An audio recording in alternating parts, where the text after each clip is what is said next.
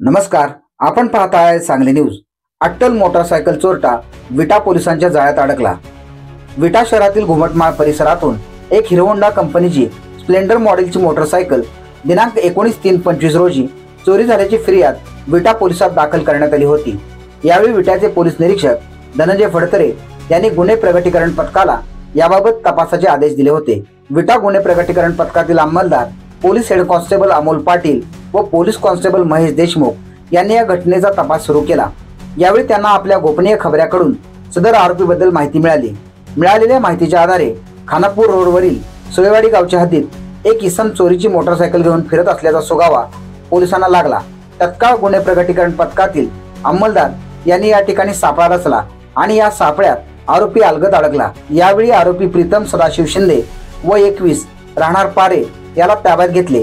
तसेच त्याच्याकडे असलेल्या मोटरसायकल बाबत विचारणा केली असता त्याने पहिल्यांदा उडवाउडीची उत्तरे दिली। त्यामुळे सदर आरोपी प्रीतम शिंदे यास विटा पोलीस ठाण्यात आणण्यात आले।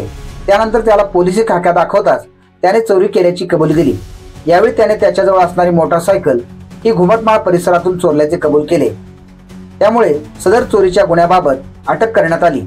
तसेच आरोपी प्रीतम शिंदे यास पोलीस कस्टडीमधील रिमांडमध्ये घेतल्यानंतर त्याने अजून 9 मोटरसायकल चोरल्याचे कबूल केले। चोरलेल्या मोटरसायकल विट्यातील बादल अब्दुल पिरजादे या इसमास विक्री करत असल्याचे सांगितले।